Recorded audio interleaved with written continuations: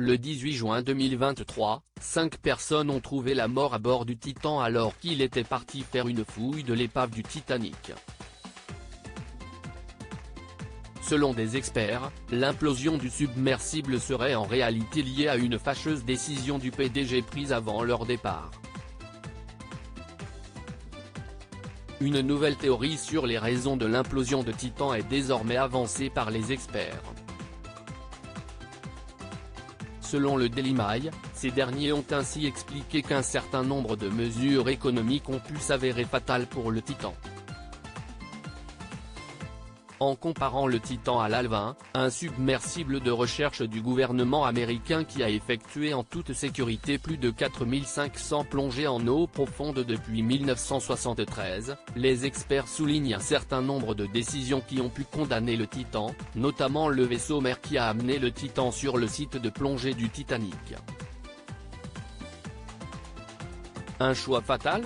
Pour étayer leurs propos, ils ont évoqué le submersible Alvin, bien plus fiable selon eux. L'inconvénient de l'Alvin est son exiguïté, le sous-marin ne peut emmener que 3 personnes au fond de l'océan.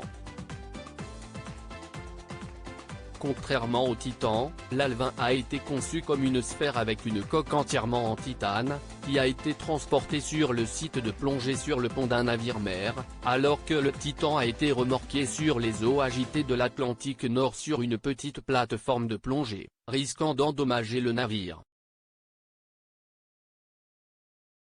Les experts ont ainsi reproché au PDG d'avoir engagé un vaisseau mère moins cher de mauvaise qualité sur une mer agitée.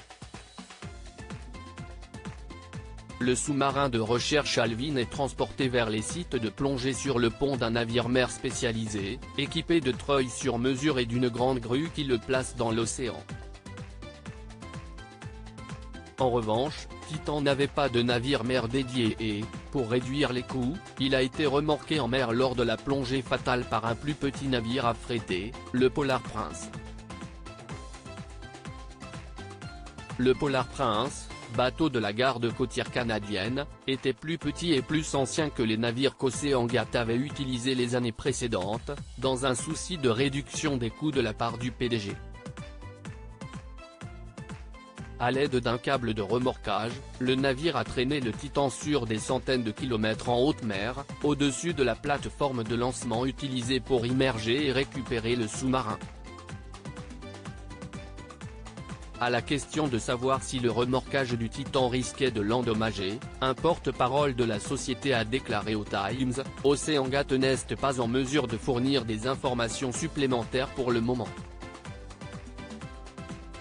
Arnie Wessman, rédacteur en chef de Travel Weekly, a fait un voyage avec Océan GAT il y a quelques mois. J'ai eu l'impression que le sous-marin et la plateforme avaient été ballottés de manière assez brutale, a-t-il déclaré au Time. Pour rappel, le submersible Titan a perdu la communication avec son navire de soutien le 18 juin, lors d'une descente vers l'épave du Titanic, à environ 12 500 pieds sous la surface. Quelques jours plus tard, ces débris ont été retrouvés au fond de l'océan, et les enquêteurs pensent que le sous-marin a été écrasé sous l'immense pression des profondeurs. Outre le PDG d'Océan GAT, Stockton Rush, 4 autres personnes ont trouvé la mort. L'aventurier britannique Hamish Harding, 58 ans, le magnat pakistanais Shahzada Dawood, 48 ans, et son fils Sulman Dawood, 19 ans, l'expert français du Titanic Paul-Henri Narjolet, 77 ans.